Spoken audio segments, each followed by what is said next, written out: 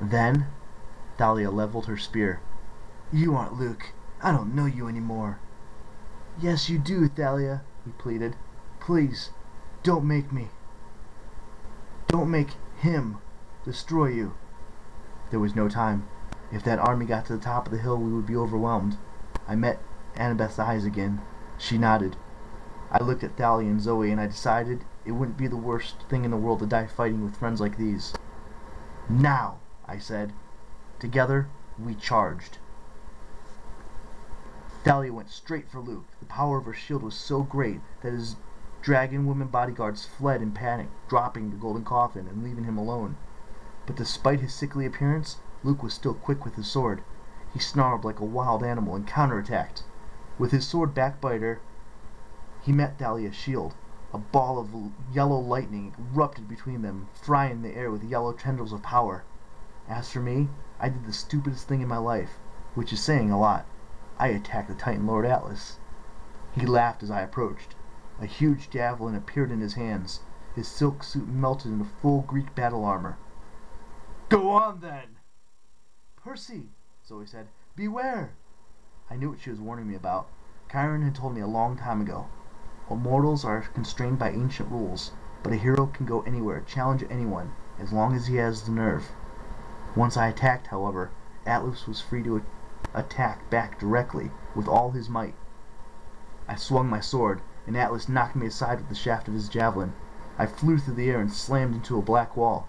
It wasn't mist anymore. The palace was rising, brick by brick. It was becoming real.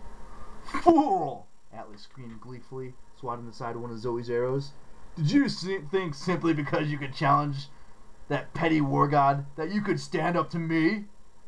The mention of Ares sent a jolt through me. I shook off my daze and charged again. If I could get to that pool of water, I could double my strength.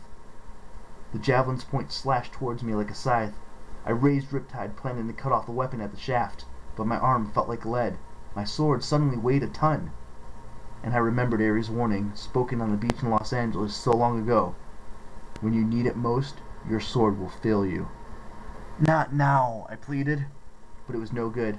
I tried to dodge, but the javelin caught me in the chest and sent me flying like a rag doll. I slammed to the ground, my head spinning. I looked up and found I was at the feet of Artemis, still straining under the weight of the sky. "Run, boy," she told me. "You must run." Atlas was taking his time coming towards me. My sword was gone. It had skidded away over the edge of the cliff. It might reappear in my pocket, maybe in a few seconds, but it didn't matter. I'd already be dead by then. Luke and Thalia were fighting like demons, lightning crackling around them. Annabeth was on the ground, desperately struggling to free her hands. "Die, little hero!" He raised his javelin to impale me. "No!" Zoe yelled, and a volley of silver arrows sprouted from the armpit chink in Atlas's armor. "Ah!" He bellowed and turned towards his daughter. I reached down and felt Riptide back in my pocket. I couldn't fight Atlas, even with a sword.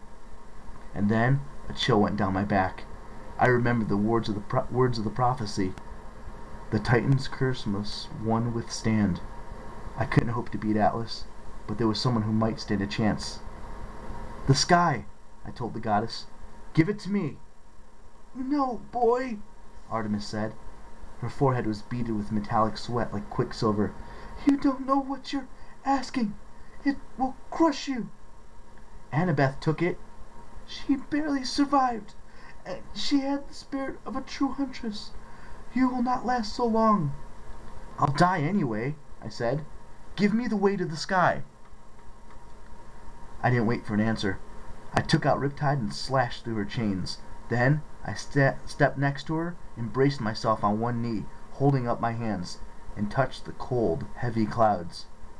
For a moment Artemis and I bore the weight together.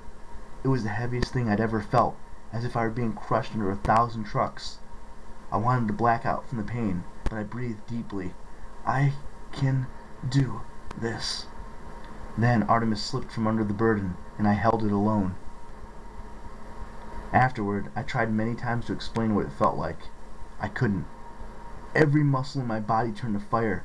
My bones felt like they were melting. I wanted to scream, but I didn't have the strength to open my mouth. I began to sink lower and lower to the ground, the sky's weight crushing me.